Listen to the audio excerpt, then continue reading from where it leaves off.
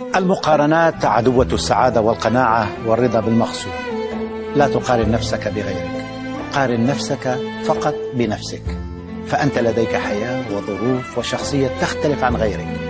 قارن ما أنجزته أنت في حياتك بإمكاناتك وقدراتك، بطموحاتك وأدواتك. لا تقارن نفسك بغيرك، فأنت لا تعرف ما الذي حدث لغيرك وما هي الرحلة التي قطعها الآخرون حتى استحوذوا على خيالك ووقتك وفكرك. لا تقارن نفسك بغيرك، لأنك بكل بساطة لست هم وهم ليسوا بمثلك. لن يستطيع أحد أن يسقطك إلا إذا كنت متكئا عليه.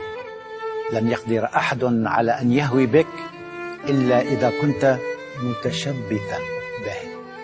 لن تشعر بالضياع ولن تشعر بالغربة ولن تنام كثير القلب إلا إذا استبدلت حياتك بأحدهم لتراه على أنه هو الحياة، باستثناء أهلك. لا تسمح لأحد أن يكون لك كل شيء، لأنه إذا رحل ستشعر أنك لا شيء.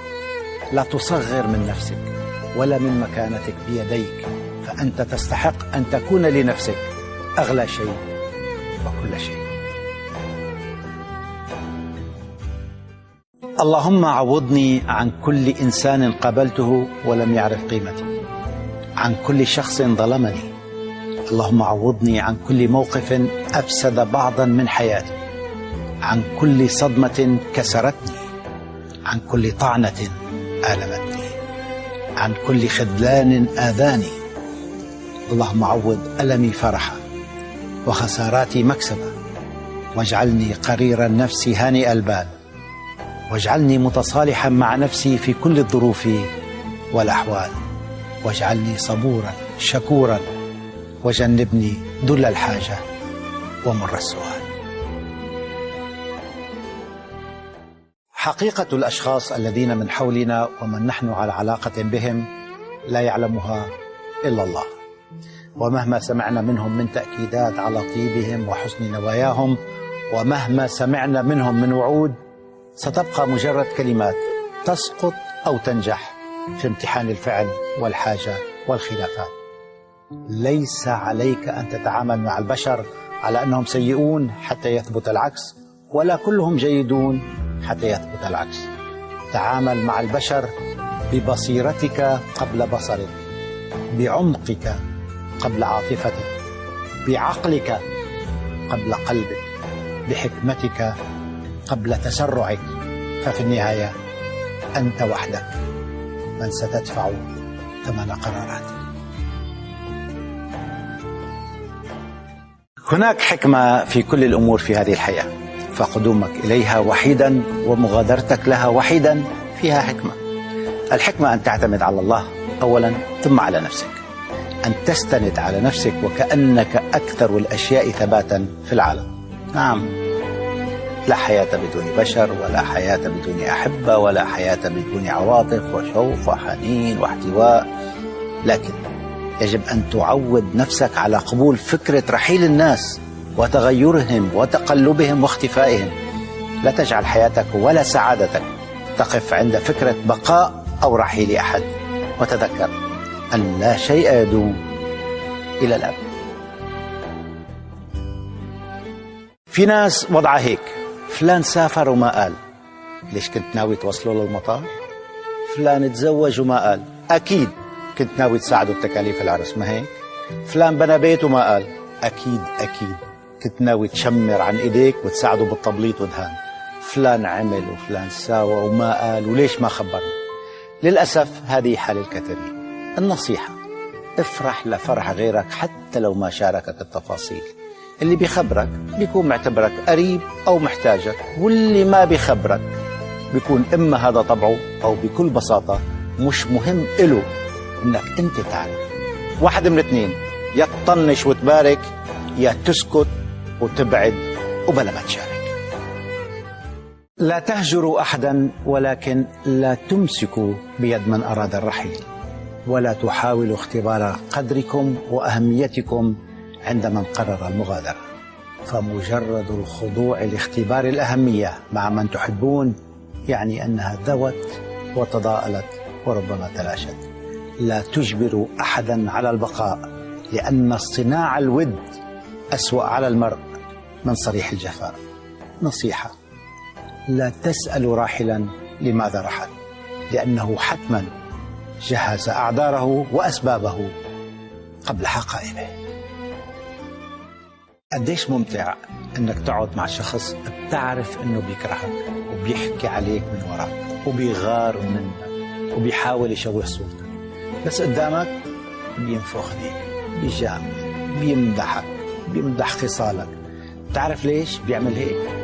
لأنه إلك هيبة، كاريزما، ما بتخليه يقدر يحكي عليك بوشك. خليهم يحكوا عليك من وراك، لأنه هم فعلا وراك مش قدامك.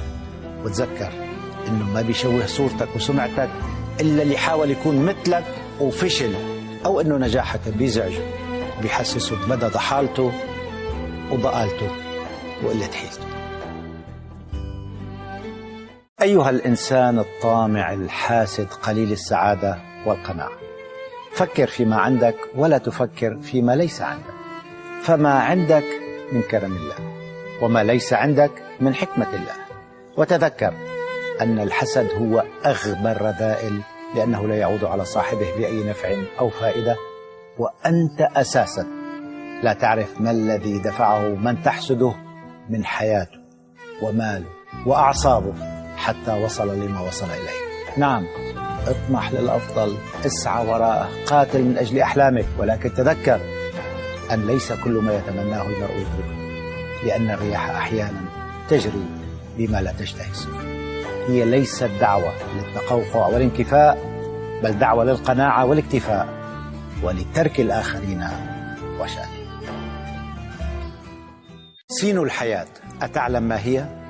هي حرف السين الذي سيلون حياتك، لأنك في هذه الحياة ستولد ثم ستصرخ، ستكبر وستتعلم، ستسعى وربما ستسعد، حتما ستحب، ولكنك ربما ستكسر، ستخذل وستتألم، ولكنك ستتعافى وستنهض. في هذه الحياة ستهمش، ستتأذى وستسقط، ولكن إن كنت قويا ستقف وستستمر وستعتاد. ولو كنت عميقا ذكيا ستتعلم من الدروس وستكبر وستنضج. في هذه الحياة ستبتسم وستبكي، ستنجح وستفشل، ستتراجع وستصل، وفي النهاية ستخرج من هذه الحياة كما جئت إليها، ما عدا سمعة ستعيش من بعدك، إن خيرا فعلت أو شرا وراءك تركت. لما بنكبر بالعمر والتجربة وخبرة الحياة لازم ننضج. النضج يعني إنه ما نحلل كل شاردة واردة. النضج يعني إنه نتجنب الجدال والنقاش واستهلاك الطاقة بدون فايدة في أمور واضح إنه ما رح توصل لأي نتيجة. النضج يعني إنه ما نتمسك بكل مغادر ولا نبرر لكل عابر، إنه نتوقف عن تضييع عمرنا ووقتنا عشان يرضى غيرنا. النضج يعني إنه نوعى ونعرف إنه إلنا قلب ومشاعر وكيان، فإما علاقة بتضيع حياتنا وتسعدنا، أو وحدة نشتري فيها راحة بالنا. تذكر إنه أي علاقة ما بتخلينا أفضل وأسعد وأريح وأأمن فهي علاقة غلط ومع الشخص الغلط، وما يبنى على غلط راح تكون نتيجته كمان غلط.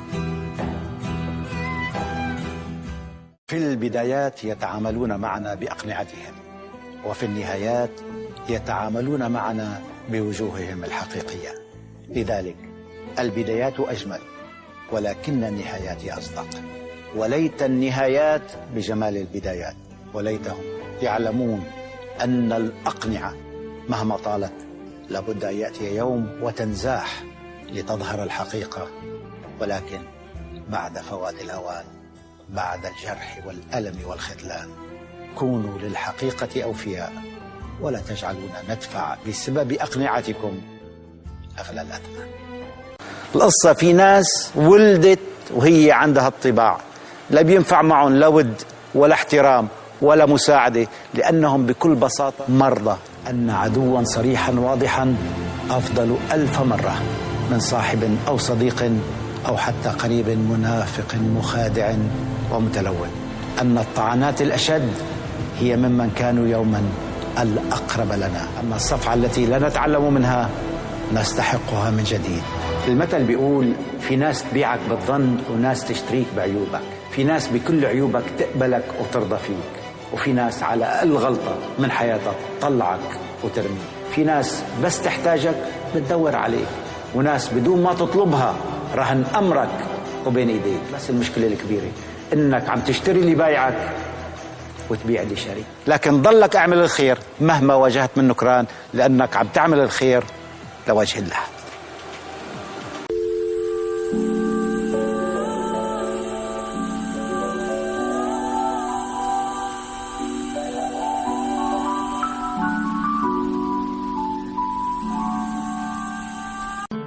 تقول الحياة والتجارب إن خطيئة الطيبين والأنقياء هي اعتقادهم أن الجميع مثلهم، ولكن للأسف ففي هذه الحياة قانون إن لم تكن ذئبا أكلتك الذئاب منتشر بقوة أكثر من مبدأ عامل الناس كما تحب أن يعاملوك. جيد أن تكون طيبا، رائع أن تكون صاحب أخلاق، مطلوب أن تكون محترما صاحب نخوة وحافظ أمانة وعهد، ولكن محيطك قد لا يكون كله بمثل أخلاقك. يقول أبو تمام: نقل فؤادك ما شئت من الهوى، ما الحب إلا للحبيب الأول. وهناك من يقول: عذرا أبا تمام، فالحب ليس للحبيب الأول، الحب لمن احتجته أتى، ومن رغم كل ظروفك ومزجيتك ومشاكلك بقى، لمن وعد فوفى، لمن استثناك وسط الجموع وبك اكتفى. الحب ليس للحبيب الأول، ولكن للشخص الأفضل والأمثل، الحب للصادق المخلص.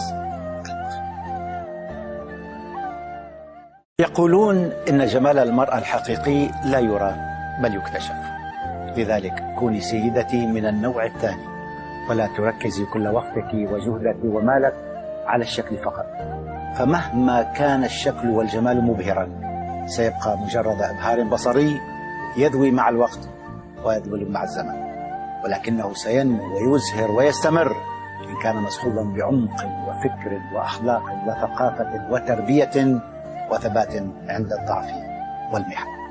متلازمة الشكل والمضمون أزلية، والأكيد أن للشكل مريدون، ولكن البقاء والديمومة لمن جمعت بين غلاف جميل ومضمون أجمل، بين البصر والبصيرة، بين الشكل الحسن والفضيلة. الحب والشك لا يجتمعان، فالحب عاطفة والشك في غلوه مرض. الحب أمان واطمئنان، والشك قلق وتعب وجنان. الحب عطاء، والشك منع وابتلاء. الحب انطلاق،